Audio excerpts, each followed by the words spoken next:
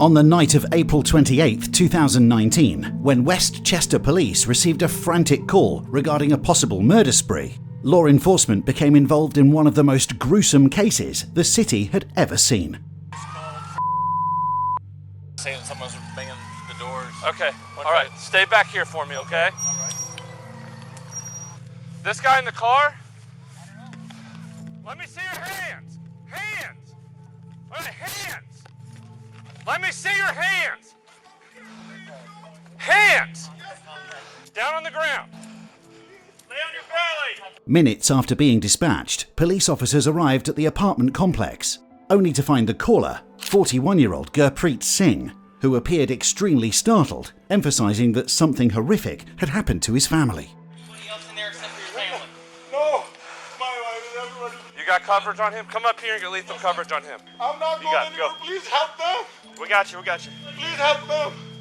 Please help them. Once officers stepped into the apartment, they were met with exactly that sight of horror, as they discovered 4 victims, later identified as the caller's wife, his mother and father-in-law, and his aunt-in-law, all of whom had been brutally gunned down, execution style. Although Gurpreet claimed he came home to find his family dying, officers not only found no signs of forced entry or robbery, but they also realized the killings were eerily methodical. Multiple victims were found dead in their bedrooms. Some appeared to have been executed point blank while they slept. To the officers, it was clear. This wasn't an erratic killing spree. It was cold, calculated, and deliberate. At the center of it all was Gurpreet Singh, the husband of one of the victims, who appeared more than distraught. Police brought him in for questioning, as he was the immediate witness to the murders. Unbeknownst to the officers, what began as a tragic act of violence would soon spiral into one of the most chilling and complex murder investigations in Westchester's history. Hello, how are you? Sir, I'm okay. Okay. Nothing wrong with me. I understand. I'm totally okay. You please help my family. Yeah, we're helping. I know you've been through a lot, man. We're gonna take our time, okay? Just deep breaths. Just relax. You take them to the hospital for 1 minute. Maybe you save them. Okay. I give my blood if you need my blood. I understand. What's your first name? What's your name? So I want. Sir, I gave my name maybe 4 or 5 Sure. times. But we're gonna have a conversation. I'm Randy. This is Andrew. My name is Gurpreet Singh. Okay. Do you go by Gary? Somebody told me you go by Gary. Yes. Okay. I'm gonna call you Gary. Is that okay? Yeah. My company, my load people go by Gary. Okay. You a truck driver? Yes. From what I've been told? Okay. Yes. Okay, well. Sir, can you please call my kids? Call who? My kids. My babies. Your kids? Yeah. I'm not, we're just gonna here and talk to you a little bit, okay? Here's the thing. You call 911, something bad happened. Okay? Yes, yeah. Right. They all bleed. Okay. I understand. We need to know what happened, okay? My mom and my wife, all on the ground, bleeding. I understand. Let's calm down for a minute, okay? And let's go back way before that, okay? Tell me, where did you wake up this morning? Home. Okay, where is home? It's just easier if we start in small chunks. But Okay. In the same apartment? Yes? Okay. Okay. And what time did you wake up, Gary? I know, it's hard. We have plenty of time. Take your time, okay? I don't remember. You don't remember? Maybe 9 o'clock. I sleep late. Okay. You sleep late? I have back pain. Okay. And that's it. I stay home. I did nothing. Okay. All right. Then Did you? yeah, I ate. That's it. We're trying to figure out what you called 911. We're trying to figure out what happened. And sometimes the best way to do that is to start at the beginning of the day. I just know. I leave, go to my truck, and I come back.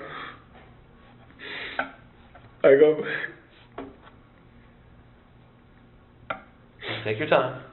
Take your time. Take your time.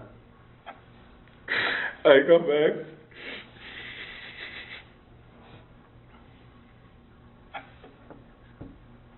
Can I talk to my kids, please?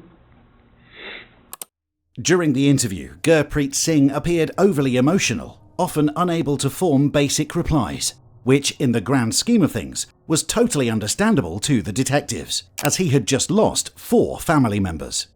He described himself as a devoted father and a sober family man. However, detectives found it odd that his main concern was the well-being of his 3 children, who, at the time of the murders, were not even present in the house and had coincidentally stayed over at their cousins'. Gurpreet's responses focused more on his emotional state and personal loss than on the circumstances inside the apartment. So you sleep until 9? Yes. 9 o'clock in the morning, because your back hurts? Yes. Okay. When you wake up, everyone is still there, or are they at church already? When I wake up, no, my wife home. Your wife is home when you wake up at 9? And my mother and my aunt at work. Okay, and your kids were home? Yeah, yes. My kids sleep. Your kids were asleep? Okay. Yeah. So But tell me about your morning. I do nothing. I all day lay on the floor. Okay. Sit down and lay down again and Okay. sit. Okay, so your dad's watching TV, and Yeah. you're laying on the floor, you're sitting up because your back hurts, okay? Yeah. How long does this go on? Maybe 1 hour.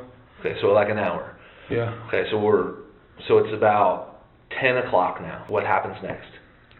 What do you do? I know it's hard. Sir, please, I don't remember everything correctly. I know you don't. That's why I'm trying to help you, because it's very, very important to us that we know Okay. when everybody came and when everybody left. Okay, and you're the only one that can tell us this. My mom and my dad, they go for shopping.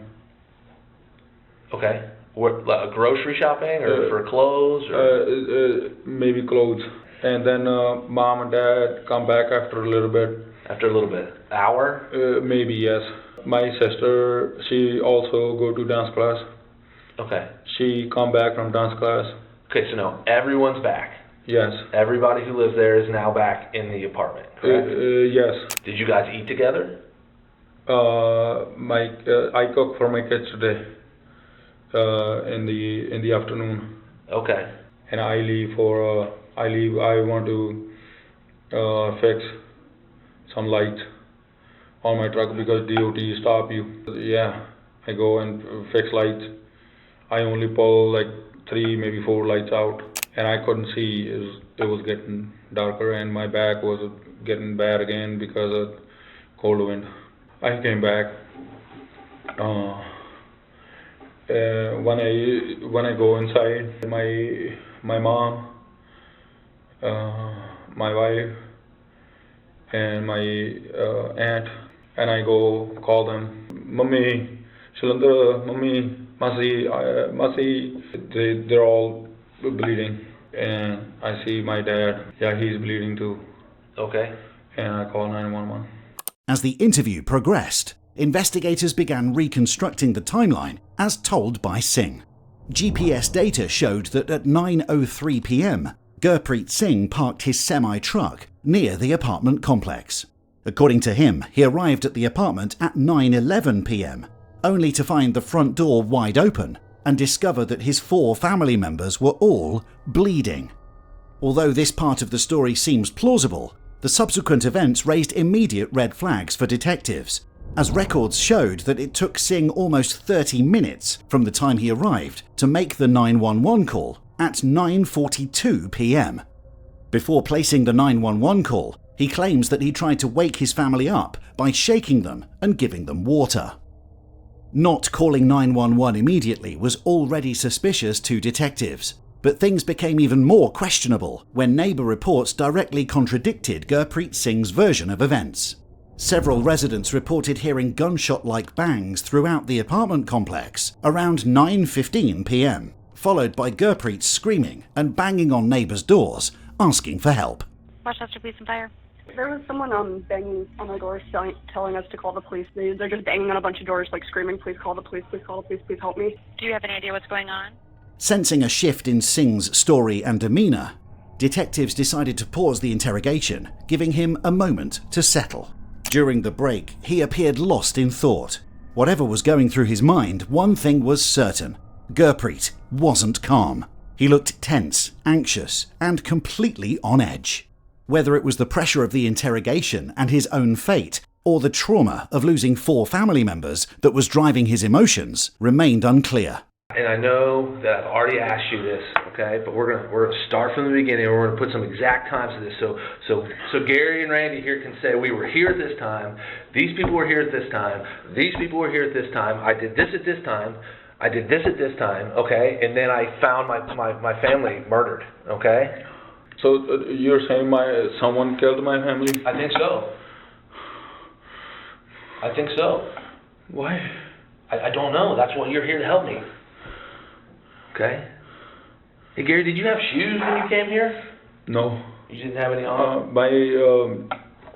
My shoes at home. Okay. Where did you take your shoes off at? My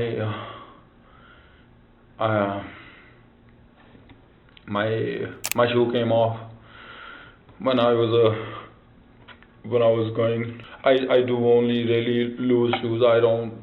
Okay, what kind of shoes were you wearing? My truck shoes. And you're saying that sometime when you were running around, they fell off? Yeah, they came off. One subtle but noteworthy detail was that Gurpreet Singh was barefoot during the interview. Forensic analysis later revealed trace evidence and partial shoe impressions that were consistent with elements of Singh's clothing and boots. However, these results were not conclusive and could not definitively place him at the scene during the killings. All right, Gary, we're going to start from the beginning, okay? And I'm going to ask you some very direct questions, okay? And I give you some very direct answers. Do you understand? Yes. Okay, help me. Help you. Yeah, I help you everywhere. I know you will. That's why I'm confident in this, okay? Yeah. All right. What time did you wake up? I know it was after 8. What time did you lay on the floor? Give me a time. Right when I woke up. So 9 o'clock. Yes. Okay. And your dad is watching TV, and he is watching the Indian elections. Yes. Okay. What happens next?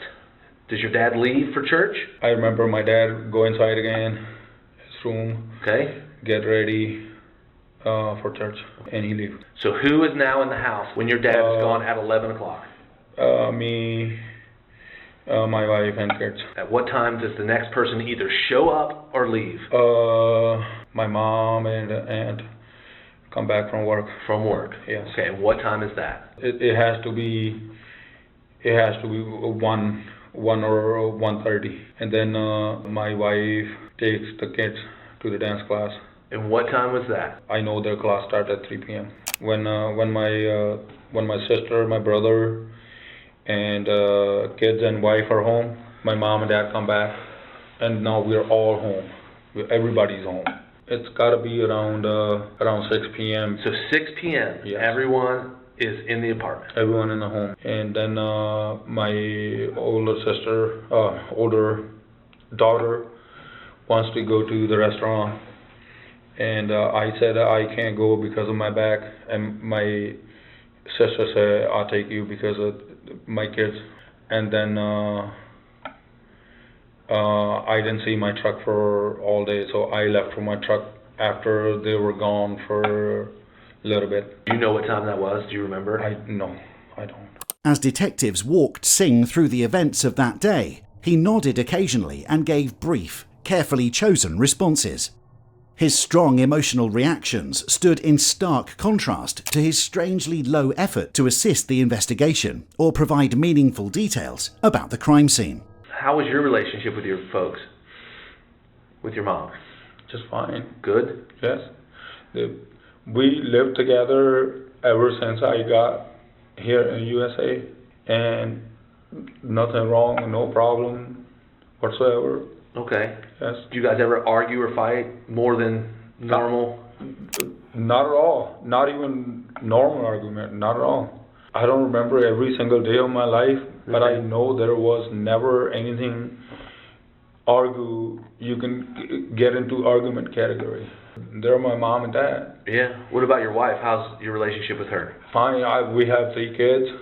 How long have you been married? 2002. 2002? Yes, long time. Have you ever separated for any reason? No, never. Always together. I always.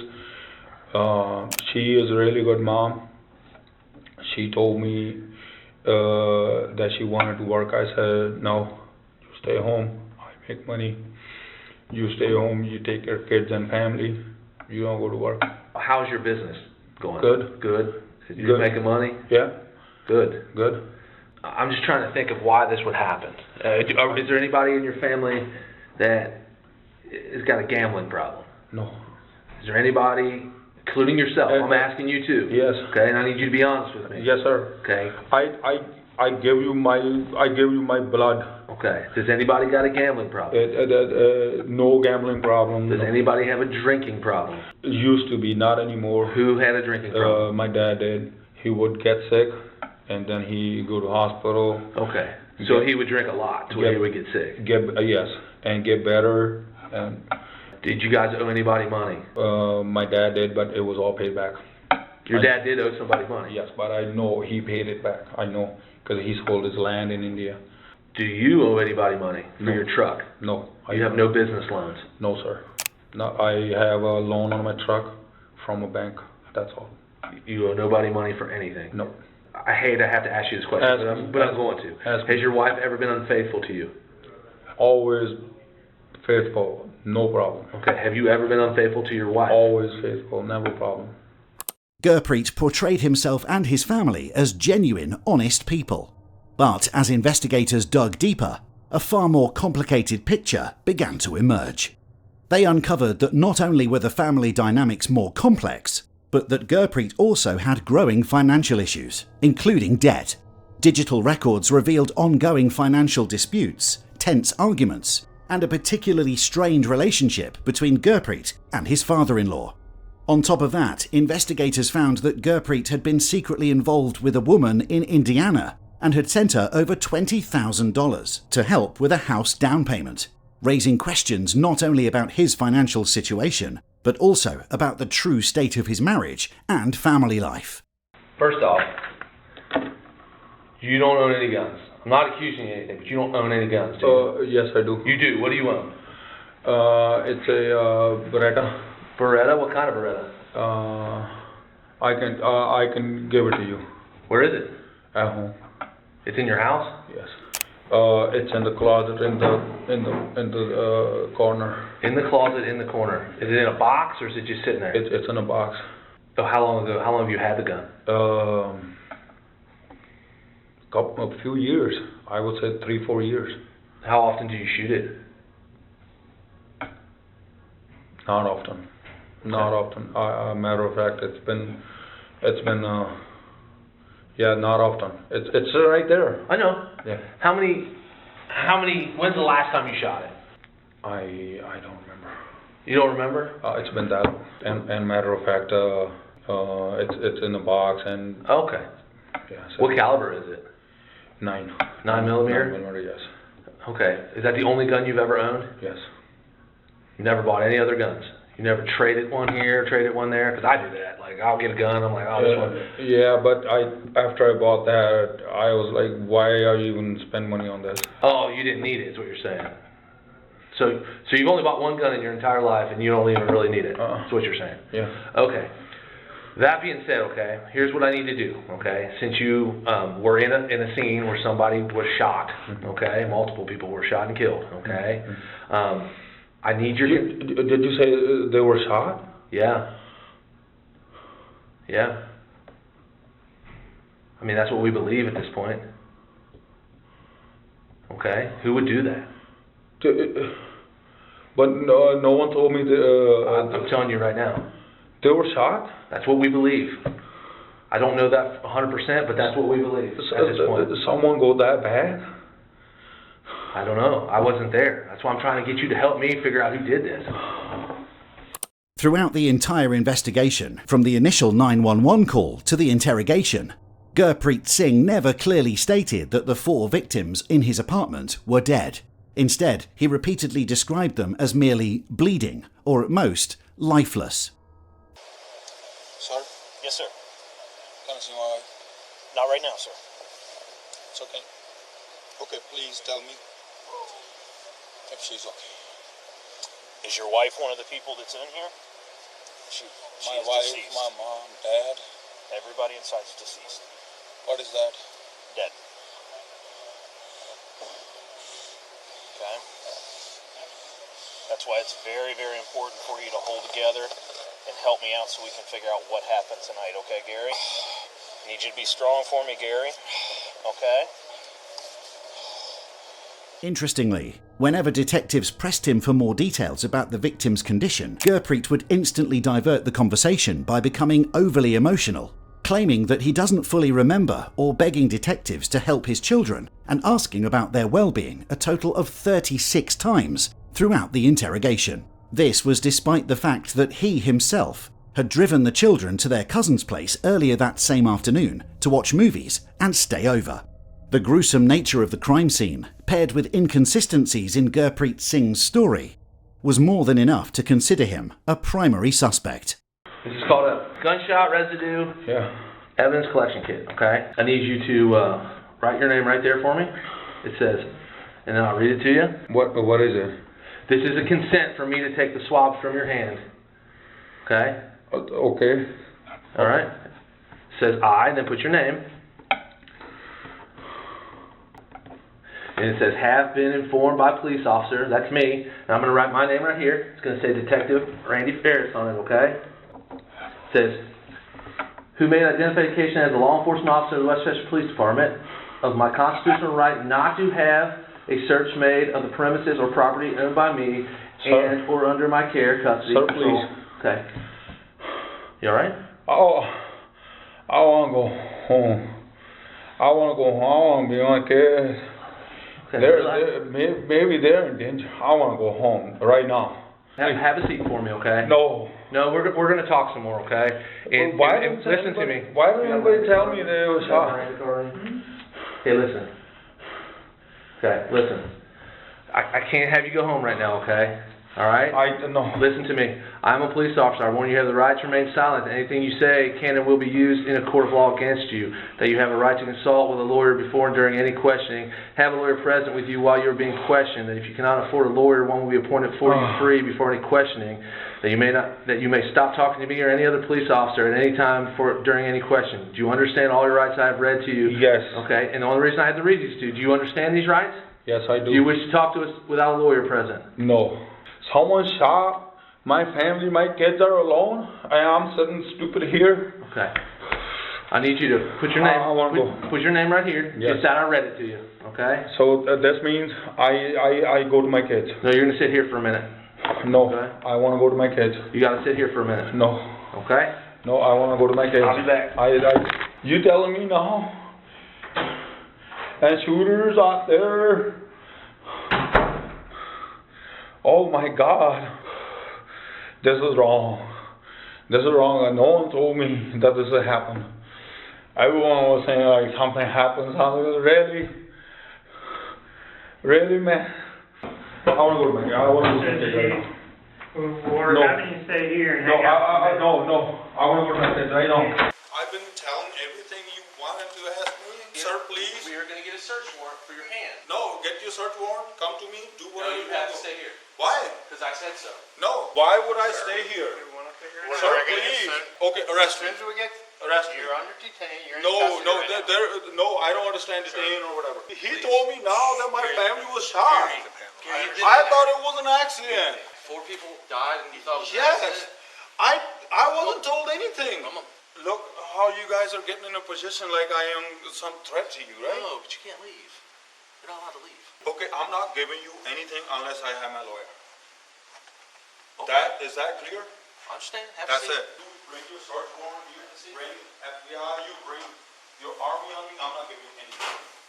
The situation escalated when officers noticed a suspicious stain on the left sleeve of Gurpreet Singh's clothing. They chose to detain him for further investigation, to which Singh objected, promptly demanding a lawyer. Later, DNA testing confirmed that the stain was blood, specifically the blood of his wife, Shalinderjit Kaur. All right, Gary, we have that search warrant. You can go ahead and read it. Okay, what am I supposed to do now? We're just letting you know we're gonna do this. But And the judge authorizes us to do it. So, do I get to go after this? Well, we got some few other things we gotta do. Go ahead and read that. That will explain to you what we're gonna do. What does it say? I don't understand half of it. So this is a search warrant, okay? It authorizes us to search for and collect the items that are listed here, okay? And I don't get to, when do I get to get my side in front of the judge? You're like I told you, you're not under arrest. Then why am I being treated like I am? Because there's time-sensitive, possible trace evidence on you that we need to collect. And without your consent to collect it, we had to get a search warrant, which means you were free to go. Okay? So am I free to go? Not right now, not When? until we're done. When? When we're done issuing everything in that search warrant. Okay. So I give you all this and then I go home. At this point, yeah. Now I gotta use your bathroom real quick. Well, we have to do this first. Yeah, can't do that. See, I just wanted to do this just to see how you react, because you're thinking that I'm just gonna wash my hands away, right? I need your right hand. Although Singh denied firing a weapon or coming into contact with one, gunshot residue was detected on both of his hands.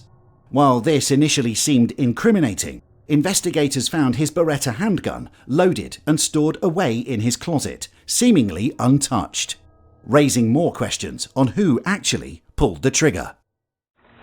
Hello. Yes, sir. You hanging in there? Yeah. Trying? Okay. I'm being treated like I'm the criminal. No, absolutely not. So a lot of times when... I understand, sir. Thank you. Well, I don't want to be rude, but... You're not being rude. I even asked him if I could go with your officer for 5 minutes, see my kids, and come right back with the officer. Yeah. He wouldn't even allow me that, but that's fine. It's good. More rapidly we can get that thing take care of it, we can get it taken care of. Yes, sir. Unbeknownst to Singh, a strong case was quietly building against him. Forensic evidence and neighbour testimonies began pointing towards his possible involvement. Experts concluded that all 16 bullets had been fired from the same 9mm handgun, a modified Ruger SR9, which was eventually recovered from a pond near the apartment complex. Coincidentally, a neighbour reported seeing a hooded figure fleeing towards that very pond around 9:20 p.m, just minutes after other residents testified to hearing what sounded like gunshots. Law enforcement found more and more evidence. However, there was no direct forensic link to Gurpreet Singh, the hoodie or other clothing that was never recovered, and even the murder weapon that was actually found had its serial number scratched off and showed no traces of blood or DNA. Before Gurpreet Singh left the interview room, police read him his Miranda rights and swabbed his hands, fingernails and clothing for forensic evidence. When detectives attempted to continue questioning, Singh demanded a lawyer and refused further cooperation.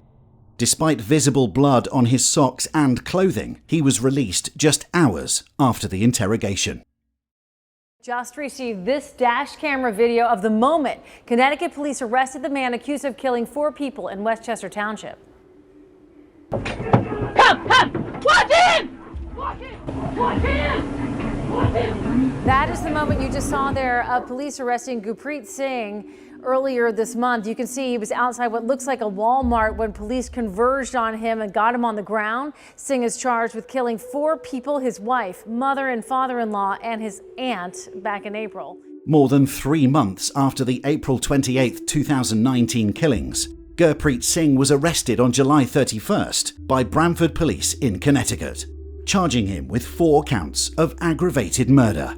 In October 2022, Gurpreet Singh's first trial ended in a hung jury after about 14 hours of deliberation. Despite weeks of testimony, jurors could not reach a unanimous decision, forcing the judge to declare a mistrial.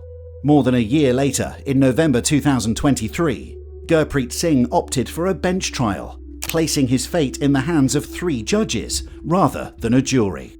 His defense pointed to a land mafia in India, claiming family poverty disputes were the true motive behind the killings, while judges focused on the actual evidence, pointing to a cold and carefully executed murder spree. On May 10, 2024, after just 3 hours of deliberation, the panel found Gurpreet Singh guilty on all counts and sentenced him to death, with an execution date set for November 27, 2024, which was not carried out due to legal appeals. Singh remains on death row, though chances are slim that he will ever be executed. He is currently held at Butler County Jail and is scheduled to be transferred to Ross Correctional Institution near Chillicothe, Ohio.